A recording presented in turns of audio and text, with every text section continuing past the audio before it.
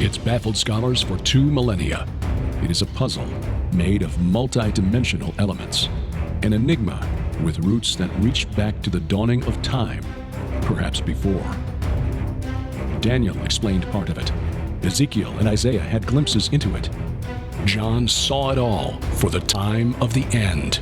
That time is now. Join Derek and Sharon Gilbert on a journey that spans the course of history, from Eden to Mount Hermon, from Hermon to Babel, from Babel to Rome, from Rome to the cross, and from there to us. Biblical prophecy is coming true before your eyes, and to understand it, you must discern the times both then and now. It's time to unravel the threads of this all-encompassing prophetic paradox. It's time to unravel Revelation. Welcome to Unraveling Revelation. I'm Derek Gilbert. That makes me Sharon Gilbert, and you know what? I so love being able to say that. 26 plus years, honey. Absolutely. I love you. Praise God. And we get to do this together. Isn't that neat? Thank you for making our Build Barn Better project a reality. This is where we are. This was made possible through your generosity. We would not have done this without you. And so, excuse me, we are thankful. We have this dedicated space now. Thankful that we can use this to share the hope that we have in Jesus Christ, which is what this is all about. We also invite you to get our app where you can, our free mobile app for your smartphone or tablet allows you to get all of our content, bypass the gatekeepers of big tech, and just bring the content right into your smartphone or tablet. You find it at gilberthouse.org/app. Gatekeepers. Gets back to last week's episode of Enoch. Yeah, well, you know, when we left off last time, we were discussing Inanna, the idea of cities and watchers. Yeah. Well, since we mentioned watchers, for those of you who are brand new to this whole thing, you just started watching us, maybe you found us because you listened to a podcast here or there, or you watch Skywatch TV. But if the idea of a watcher, capital W, is new to you, what is a watcher? A watcher is it is a class of supernatural being. Mm-hmm. We in English use the word angel. I think we use it more loosely than they would have done in the ancient world. In Greek, angelos represents the word, but in Hebrew there were a number of different words that applied to denizens of the unseen realm. Malak or malakim, meaning messengers. Those were like the lowest rank of angels. You had the Irim, the watchers, who apparently had some authority. In Daniel chapter 4, where Nebuchadnezzar has the dream, the watchers come down and decree his punishment, and it's by decree of the watchers, God apparently delegating some authority, some responsibility to these. Most of us who've heard the term watcher assume that it's only in the book of 1st Enoch and that all the watchers are bad. That's not true. Again, in Daniel chapter 4, it's clear that there are loyal watchers who carry out God's responsibility, God's authority, God's will. Mike Heiser, the late Mike Heiser, we love him and we can't wait to see him again in heaven one day. He wrote about the unseen realm and how there is a hierarchy within the unseen realm, and those who are around God's throne, they get, you know, you've got those who are the closest, and then another group, and a group who interact with us. We often call them angels, messengers. But these watchers, that's a class of these entities who were created to live in a different realm from Earth. Right.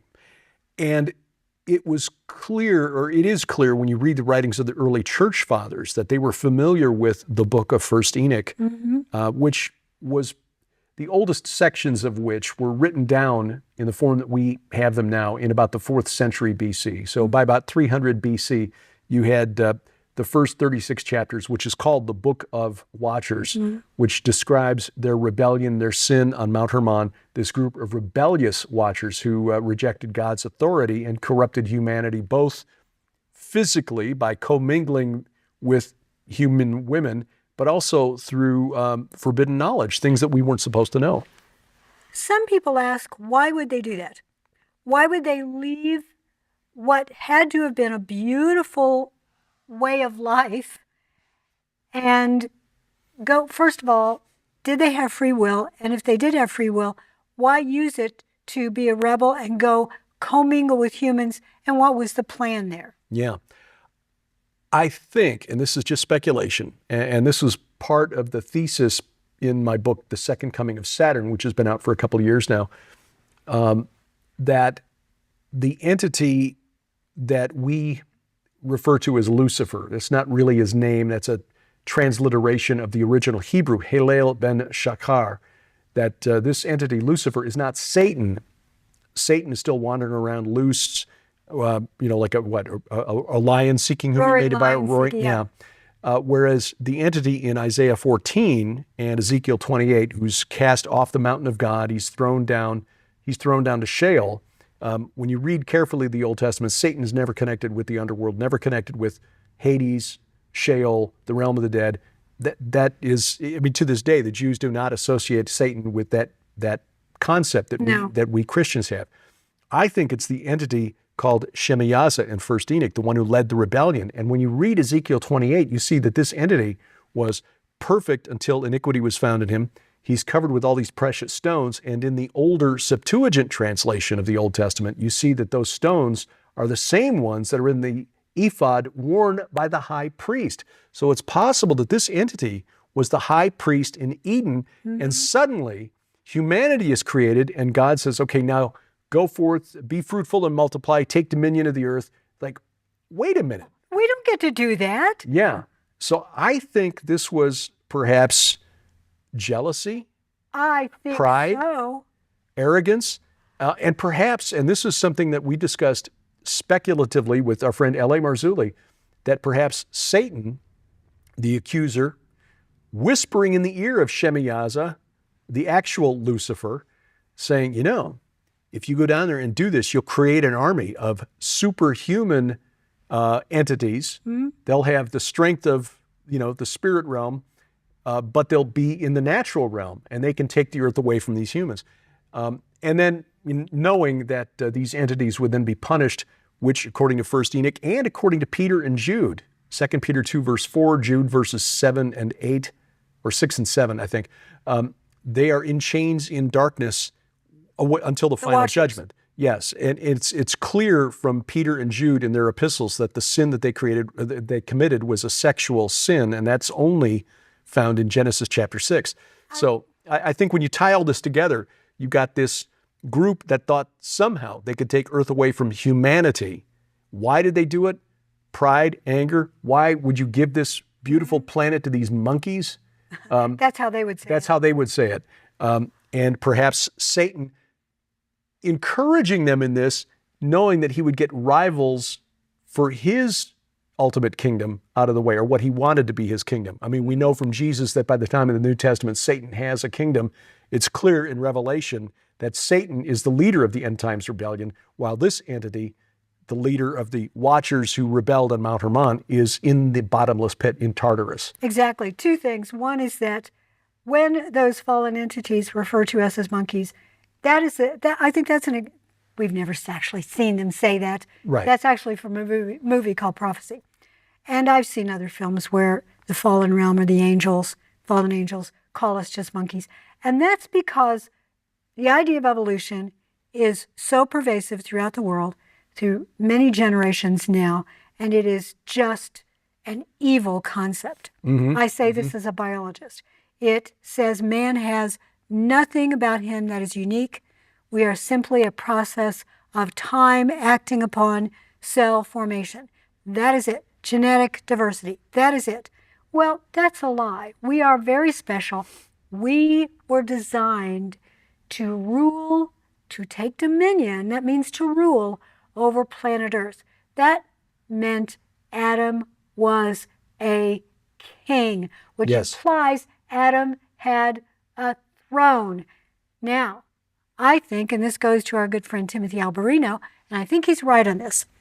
He suggests in his book, Birthright, that part of the plan was not only to create an army, but to create an entity that could sit on that throne, because only a human could fit on that throne. Something about that throne required humanity. Yeah, and I think this is alluded to in Jude, where he describes the sinful angels who are now in the abyss, in chains, as those who kept not their first estate, or who left their proper dwelling, Right. who left their home. their home. Yeah, they were created for the unseen realm.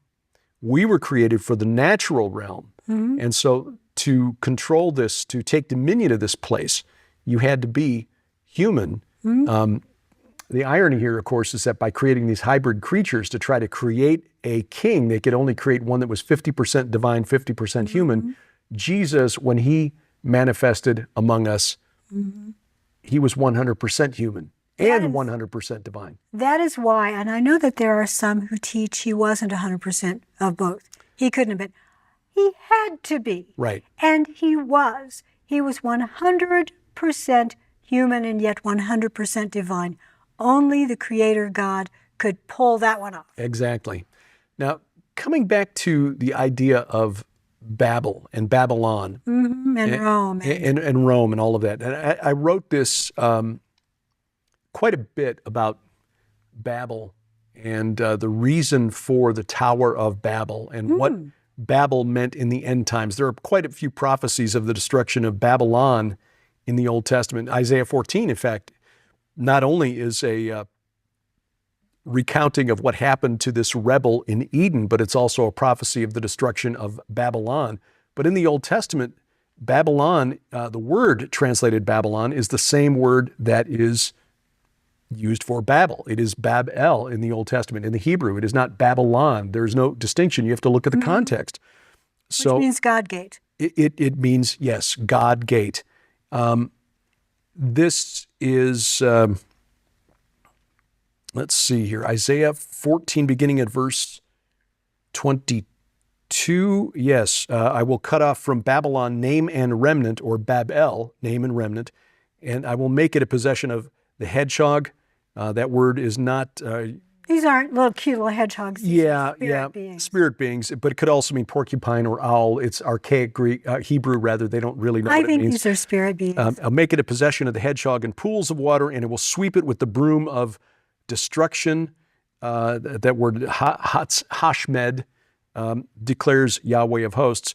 But the preceding verses, verses 20 and 21, may the offspring of evildoers nevermore be named. Prepare slaughter for his sons because of the guilt of their fathers, lest they rise and possess the earth and fill the face of the world with cities. Yes. But again, that's Irim, meaning, could also mean watchers. Fill the face of the world with watchers. Isaiah 14 is really a fascinating chapter that not only, again, describes what happened to this rebel. Verse 19, you are cast out away from your grave like a loathed branch in the second coming of Saturn. I explained it does not mean loathed branch. Netzer was actually a loan word from Egyptian. It's a homonym. It sounds the same, but it's not the same. That word in Egyptian actually meant dead, divinized god, like Osiris, who is another form of this entity, Shemihazah, Enlil, El, Molech, Dagon, Saturn, Cronus, whatever you want to call them, same entity, different name. That's who's in Isaiah 14. That's who's in Ezekiel 28. That's who led the rebellion in 1st Enoch. There's a lot of wordplay like that in the Old Testament. By the way, Irim, which is translated as cities, in Aramaic, it's Irin, means watchers. Yeah, and it's that's the word that in Daniel chapter 4, which is written in Aramaic. So when we look at these kings in Revelation 17, the 10 kings, who are kings for 1 hour. Let's take a really quick break, and when we come back, I want to talk about 1st Enoch a little bit more with regard to those kings. All right. Well, again, this is the good stuff, and we... At least it is to us. Yeah, fascinating stuff. Unraveling Revelation continues after this. It's a new month, and we have a new special at the Gilbert House online store. We have a crazy, crazy deal on all of our DVDs. They are, regardless of the retail price, they are 75% off. We keep hearing from the kids these days that everything is going to streaming video, that DVDs are old school. Oh, not for us. No, we are old school. And besides, we don't trust the internet will always be there. So take advantage of this special offer. Everything from our travel documentaries, basically follow us as we go through the Holy Land and show you the important sites at ground zero on this supernatural war, plus video teachings, presentations, and much, much more. You know, with 75% off savings on all the DVDs, as many as you want to get, you've got the money that you saved to go out and buy a DVD player. That's it. Take advantage of it now, online only at the Gilbert House store, gilberthouse.org/store. And thank you for your prayers and support. Welcome back to Unraveling Revelation. I'm Derek Gilbert. I am Sharon Gilbert, and you know, it makes us so happy that you've helped us with the barn. You want to go to Israel with us? We want to meet you in person or see you again and go to Israel with you. We've got a couple of different opportunities here. Now, we've already rescheduled our tour from the spring to the fall because of the ongoing conflict between Israel and Hamas. Some of the areas that we want to see in the north of Israel, like Caesarea Philippi, the Grotto of Pan. Yeah. Difficult to see. Insane. Well, yeah, they've evacuated that area because it's too close to Hezbollah and Lebanon. There were other places that no one has been to except for us, and we were going to take you this time, but definitely can't go there because that's by Metula, and it has been hammered. Yes. So as of now, we're still looking at November, but we're seriously thinking about moving it back to spring of 2025.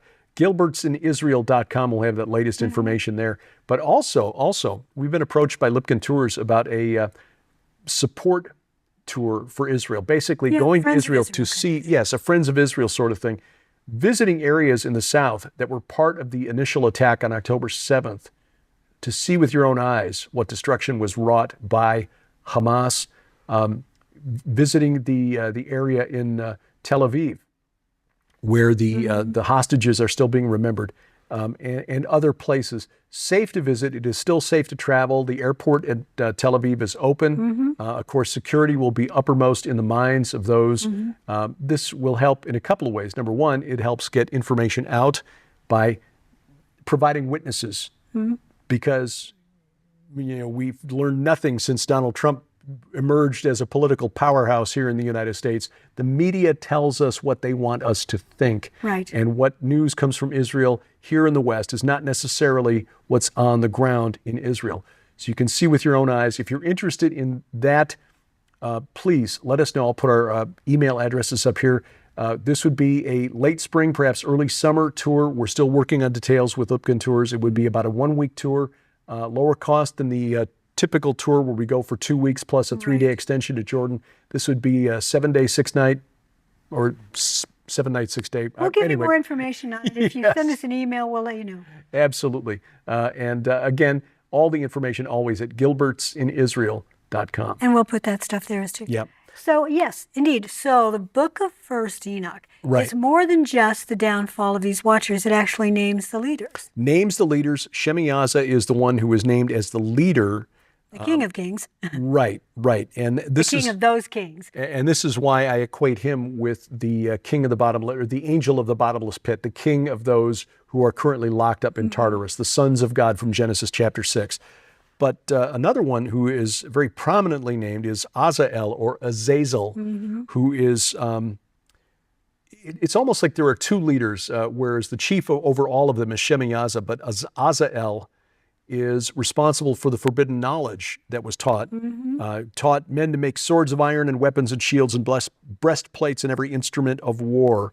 But there are a list of like the chiefs, Shemihazah, the leader, then there's Artakoff, Remeshel, Kokabel, Arumahel, Ramel, Daniel, popular name, Zikel, Barakel, Azael, Hermani, Metarel, Ananel, Setuel, Shamshiel, Sachriel, Tumiel, Turiel, Yamiel, Yahediel.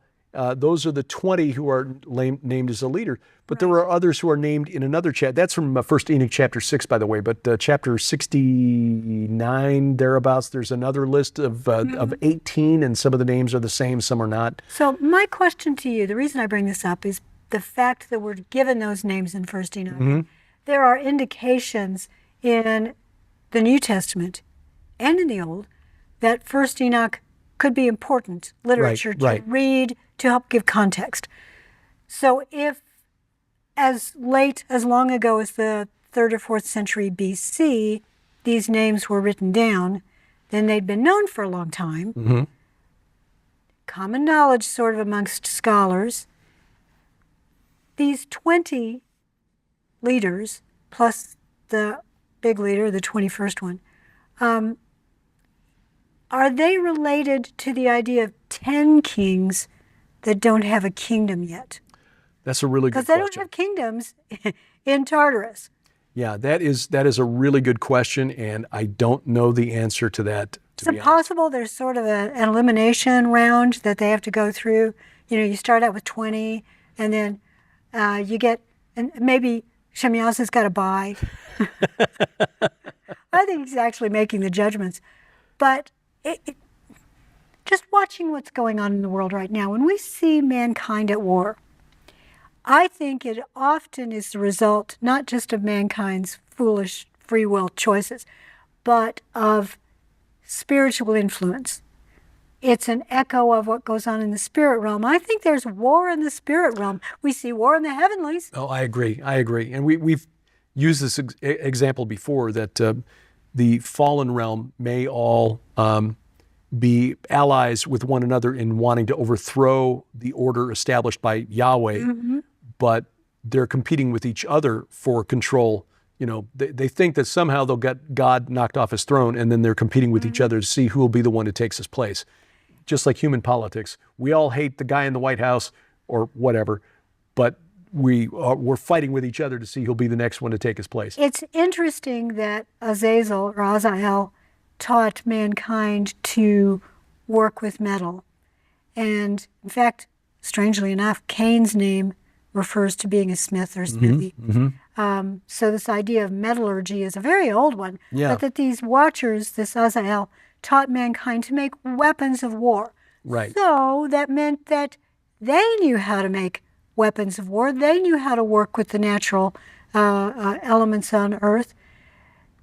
Interesting. Are there swords and things like that, do you think? We see Jesus with a sword. Jesus with a sword and riding a horse too. So we know Yeah. that there are horses in heaven. So, I think it's interesting too that we see this transformation in human society. Rabbit trailing now into archaeology, because I've been doing some reading about We didn't think there would be bunnies out here. But no there are. trails all over, and I don't think we're going to get to the Amorites and Babel on this week's promised that episode. Last week. I'm sorry. Yeah. I bunnied you right in. No, that's all right. I think this is really interesting. In reading and doing some research for our forthcoming book, The Gates of Hell, on the locations, the dwellings and the megalithic sites on the Golan Heights, it appears that at the end of what they call the Copper Age, the Chalcolithic, that the Golan, for example, which is completely depopulated, and then slowly during the Bronze Age was reestablished, and then again depopulated toward the end of the Bronze Age. We see some very significant changes in the way people lived between the Chalcolithic, the Copper Age, and the Bronze Age, where suddenly people went from living in unwalled villages to living behind these massive fortifications, these massive walls. When you say massive, can you say how deep or how high? Well, it depends on where you're at. But for example, the site of Tal el Hammam, which is the site of ancient Sodom, this is a city that was the biggest in the southern Levant in the time of Abraham. The walls were some 30 feet wide at their base and rose about 70 feet above, because it was on a hill too, but Yeah. there was what they call a glossy, which is like a slope that they would, make smooth so that, guys trying to climb this slope wouldn't get really good footing, first of That's all. why it's called a glossy, I think. It makes Right. it really slippery. Yeah, and guys on the walls then would be throwing rocks and shooting arrows at these guys as they're trying to climb up with no cover. And then when they get up there, then you've got to bust through these walls. This city, by the way, Sodom, was never taken militarily. It was destroyed by, The Lord. the Lord.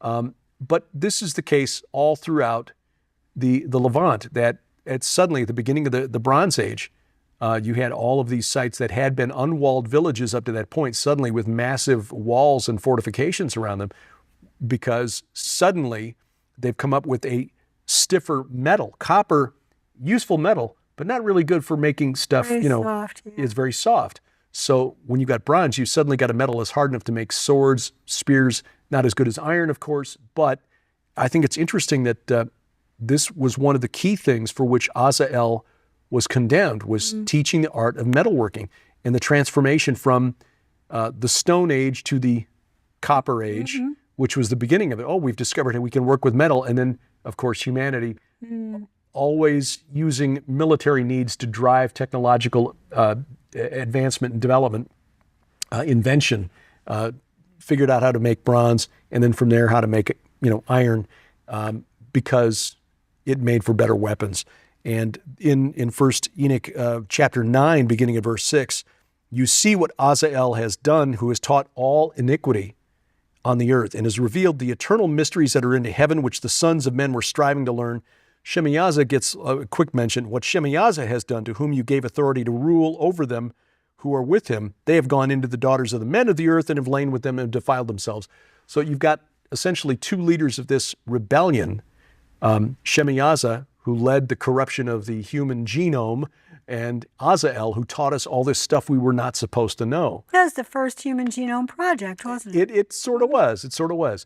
So those are like the two. Azazel is sort of like the Prometheus character in Greek mythology. Yes, very much. The one who stole fire from Olympus and delivered it to humanity and was punished for. Presented as a hero. I think Azazel or Azazel is the inspiration for the Greek myth of Prometheus. I think but so. The bottom line is you've got these rebels who are chained up, according to First Enoch. Are these actually their names? Again, bear in mind that the book of First Enoch, the oldest section, probably not written before about 300 BC. We don't know if these are their names in antiquity, but there is a long tradition that there were a couple of dozen rebels, leaders, 200 in all, according to First Enoch. Whether that's the actual number or not, don't know. But according to Peter and Jude, there are angelic beings in Tartarus. Peter specifically puts them in Tartarus in 2 Peter 2, verse 4, and that is consistent with the Greek myth of the Titans who were overthrown and cast down to Tartarus. And there is a long history of the belief in the pagan realm that they will come back again. And they're probably waiting to get their kingdoms. Yes, and the Amorites had a very long history of trying to reach out and contact these entities in the netherworld. And again, that's what Babel, Babylon was all about, establishing a gateway for communication with these entities. Which means we have to talk about the Amorites next week. Yes, and the connection, I think, that shows that this is where we need to look for the identity of Babylon the Great. It is with the ancient Amorites. They founded the kingdom Babylon, and I think there is a clue when we compare Ezekiel 27 and Revelation 18. We'll talk about that next time on Unraveling Revelation. Unraveling Revelation is a viewer-supported outreach of Gilbert House Ministries. We'd love to hear from you. Contact us through our websites or drop us a line at P.O. Box 78, Crane, Missouri 65633.